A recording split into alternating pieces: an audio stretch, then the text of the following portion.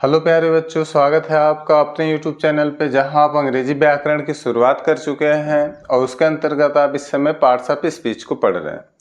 पिछली वीडियो अगर आपने देखा होगा तो उसमें हम लोग कहां तक पहुंच चुके थे? नाउन और उसके प्रकार। नाउन और उसके प्रकार को हम लोग थोड़े में पढ़ भी लिए थे, अब उनको डिटेल करना है। जिसमें से पहला था प्रॉपर नाउन, जिसकी हिंदी थी व्यक्तिवाचक संज्ञा। अब प्रॉपर नाउन मतलब व्यक्तिवाचक संज्ञा। अब इसकी परिभाषा क्या होती है? किसी विशेष व्यक्ति, वस्तु अथवा स्थान के नाम को व्यक्तिवाचक संज्ञा कहते हैं। विशेष आपको पहले से बता रखा था, विशेष क्या है? जो नाम अपने आप में एक हो सकता है या जिस नाम से किसी एक ही व्यक्ति की ओर इशारा होता है। तो इंग्लिश इसकी क्या हो गई थी? A proper noun is the name of particular. Particular का मतलब खास या विशेष होता है। पर्सन, प्लेस और थिंग। एग्जाम्पल की बात किया, अशोक व्यक्ति हो गया, ताजमहल वस्तु हो गया और कानपुर स्थान का नाम हो गया। अब ये तो था, इसकी जानकारी हो गई हमें। अब जो समस्या हमें उत्पन्न करती है ना, जब हम इंग्लिश लिखते हैं, खासकर लिखते समय जब हम लोग इंग्लिश लिखते हैं तो हमसे समस्याएं होती रहती हैं। जैसे प्रॉपर नाउन को हम लोग कैपिटल लेटर में लिख देते हैं, है ना? कैपिटल लेटर में लिख देते हैं तो सही है। कभी कभी क्या करते हैं, अगर वो बीच में मिलता है तो उसका भी पहला लेटर हम स्मॉल में कर देते हैं, क्योंकि इसके अलावा सबका स्मॉल में लिखा जाता है। तो ये आपको ध्यान रखना है कि अगर वो प्रॉपर नाउन है, प्रॉपर नाउन की विशेषता आप कैसे पता चलेगी? ऊपर मैंने लिख दिया है। अगर कोई प्रॉपर नाउन है, वो वाक्य में शुरुआत में आया हो, बीच में आया हो या किनारे पे आया, उससे नहीं मतलब है। ये ध्यान देना है कि प्रॉपर नाउन जो होगा उसका पहला अक्षर आप क्या लिखोगे? कैपिटल में लिखोगे, वो चाहे जहां हो। ठीक। दूसरा चीज ध्यान क्या देना है कि अगर कोई प्रॉपर नाउन है तो उसका बहुवचन नहीं बनाएंगे। ठीक। तीसरा क्या होता है, ध्यान देना रहेगा आपको कि अगर प्रॉपर नाउन है तो उससे पहले हम आर्टिकल का प्रयोग नहीं करते। जैसे आपने देखा होगा कुछ लोग इसको द ताजमहल लिख देते हैं, तो ये गलतियां नहीं करनी है। ये प्रॉपर नाउन है और प्रॉपर नाउन अगर है तो इसके पहले हमें आर्टिकल का प्रयोग नहीं करना है। ठीक, आप इसको नोट करो। फिर दूसरे की,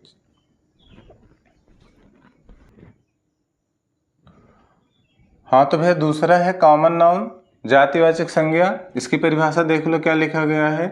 कॉमन नाउन वह नाम है जो एक वर्ग या एक प्रकार के विभिन्न व्यक्ति या वस्तु अथवा स्थानों को समान रूप से दिया जाता है। एक वर्ग, यहाँ जाति का मतलब जो है वो उन जातियों से नहीं है जिसको हम समझते हैं।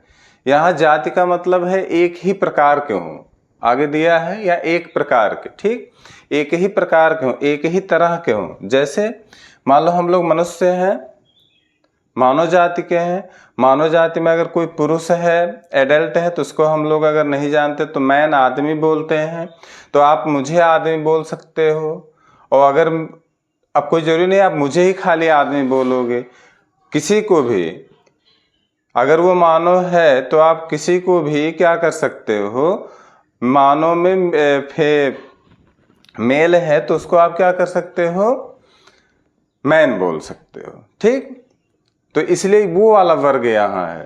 तो इसकी इंग्लिश क्या लिखी गई? A common noun is a name, मतलब एक common noun is a name माने नाम है, गिवन माने दिया जाता है, इन कॉमन माने साधारण रूप से या समान रूप से, टू एवरी पर्सन माने हर व्यक्ति को, थिंग्स वस्तु को, आर प्लेस स्थान को, of the same class or kind मतलब एक ही वर्ग अथवा प्रकार के। उदाहरण की बात करते हैं तो आपके पास देखो उदाहरण है, बुक, मैन, हाउस।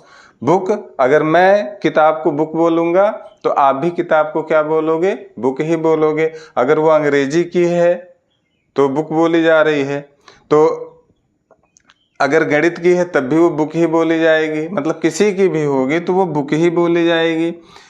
मैन के बारे में मैंने अभी बताया। हाउस, अगर मैं अपने घर को हाउस बोलूंगा तो आप भी अपने घर को हाउस ही बोलते हो। तो ये हो गया। अब इसके बारे में आप जानो, नोट्स क्या है? पहला कि कॉमन नाउन का पहला अक्षर स्मॉल लेटर में लिखा जाता है। अभी आपने देखा था प्रॉपर नाउन, तो प्रॉपर नाउन का पहला अक्षर कैपिटल लेटर में लिखा जाता है, जबकि कॉमन नाउन का जो पहला अक्षर होता है वो स्मॉल लेटर में लिखा जाता है। आप इसको नोट करो, फिर इसमें 2 नोट और हैं उसको लिखवाता हूं। चलिए, पहला नोट तो आपने लिख लिया था कि इसका पहला अक्षर स्मॉल लेटर में लिखा जाएगा। दूसरा नोट आप लिखो। इसका जो दूसरा नोट है, यदि proper noun comma material noun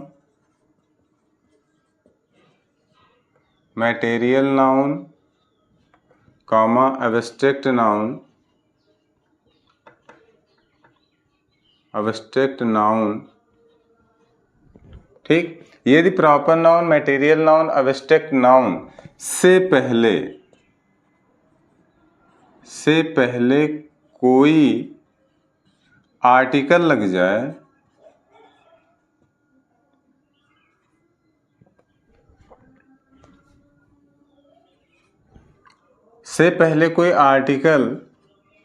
लग जाए, तो वह कॉमन नाउन बन जाता है। अब देखो, यहां से आपको एक तरीका पता चला क्या, कि आप यहां से 2 चीजें एक साथ जान सकते हो। पहला कि प्रॉपर नाउन है तो उसके पहले कोई आर्टिकल नहीं लगेगा। अगर आप आर्टिकल लगा दोगे तो वो क्या हो जाएगा, कॉमन नाउन बन जाएगा। वही चीज मैटेरियल नाउन के साथ है कि मैटेरियल नाउन के साथ भी कोई आर्टिकल नहीं लगाते हैं। अगर आप लगा दोगे तो वो क्या, मैटेरियल नाउन नहीं रह जाएगा, क्या हो जाएगा, कॉमन नाउन बन जाएगा। इसी प्रकार एब्स्ट्रैक्ट नाउन भी है, इसके साथ भी हम आर्टिकल नहीं लगा सकते। अगर आप लगा दोगे तो वो क्या हो जाएगा, कॉमन नाउन। पहला तो इनके बारे में जानकारी हुई कि इनके साथ आर्टिकल नहीं लगता। दूसरी हमको ये जानकारी होगी, मान लो अगर मुझे मिल जाए कि हाँ प्रॉपर नाउन से कॉमन नाउन बनाइए, तो उसका भी तरीका यहाँ पता चल गया कि एक तरफ प्रॉपर नाउन लिखेंगे, बस उसके साथ आर्टिकल लगा देंगे, झट से वो क्या हो जाएगा, कॉमन नाउन बन जाएगा। ठीक। चलिए, तीसरा जो नोट है वो क्या था, यदि प्रॉपर नाउन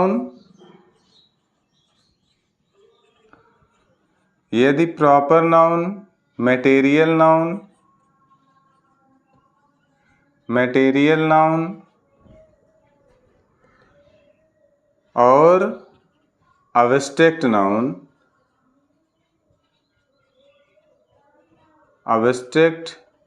नाउन, ठीक। यदि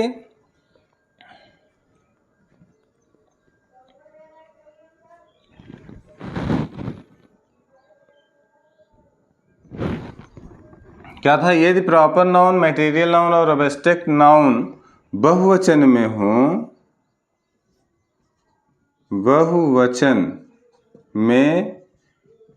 हो जाए तो वे कॉमन नाउन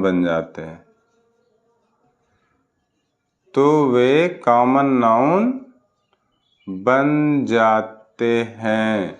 ये ध्यान दो भैया कि अगर प्रॉपर नाउन है वो बहुवचन नहीं रहता है, अगर आप उसको बहुवचन में कन्वर्ट करोगे तो वो सीधा क्या बन जाएगा, कॉमन नाउन। वही बात मैटेरियल नाउन के साथ है और वही बात एब्स्ट्रैक्ट नाउन के साथ भी है कि अगर आप इनको क्या करोगे, जैसे ही बहुवचन बनाओगे ये फट से क्या बन जाएगा, कॉमन नाउन बन जाएगा। ठीक, तो आप इसको नोट कर लो।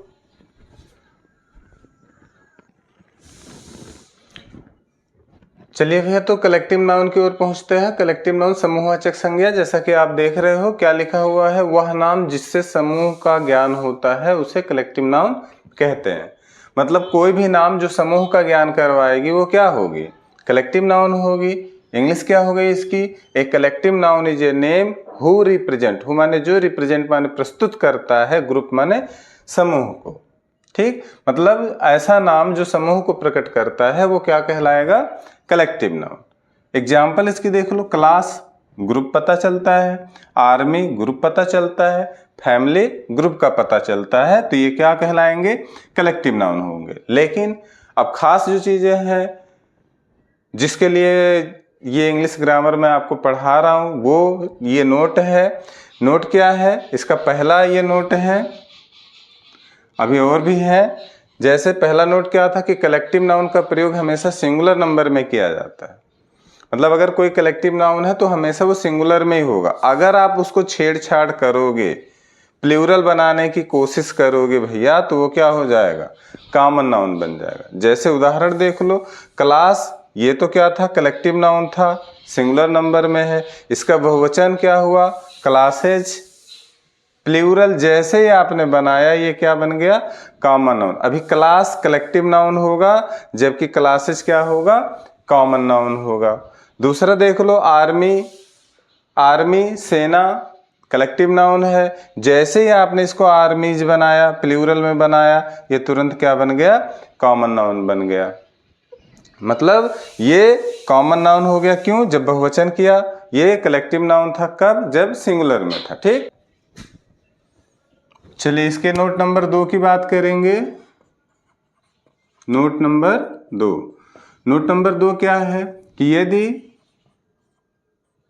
कलेक्टिव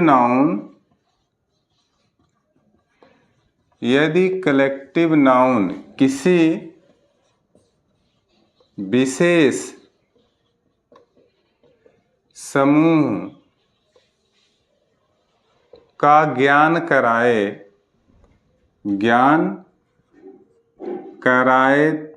तो वह प्रॉपर नाउन बन जाता है। प्रॉपर नाउन बन जाता है। एग्जाम्पल अभी आपने लिखा था क्या? आर्मी है ना,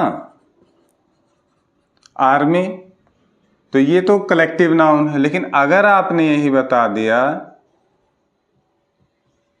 Indian army,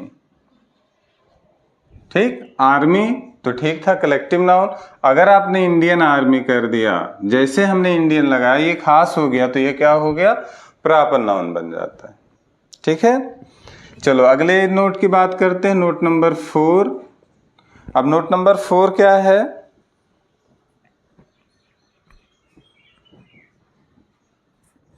collective noun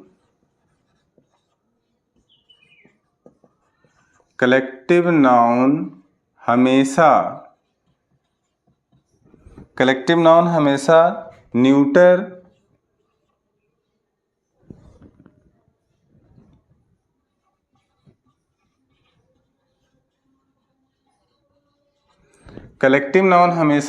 neuter gender होता है। कलेक्टिव नाउन जो होता है वो हमेशा क्या होता है? न्यूटर जेंडर होता है। हाँ भैया, हमेशा न्यूटर जेंडर होगा। कब? चाहे वह सजीव हो अथवा निर्जीव। चाहे वह सजीव हो अथवा निर्जीव। इसका मतलब क्या निकला कि कलेक्टिव नाउन जो होता है वो हमेशा न्यूट्रल जेंडर माना जाता है, चाहे वह ऐसे ग्रुप को बता रहा हो वो सजीव हो या निर्जीव हो। जैसे आर्मी, इससे पता चलता है सेना की बात की जा रही, मतलब ये सजीव का समूह है। ठीक, सजीव का समूह है, फिर भी हम इसको न्यूट्रल जेंडर मानेंगे। क्लास सजीव का समूह था, फैमिली सजीव का समूह था, फिर भी ये क्या करिए जाएंगे? न्यूट्रल जेंडर ही माने जाते हैं। ठीक, तो आज हम लोग इतना ही पढ़ेंगे, शेष दूसरे दिन।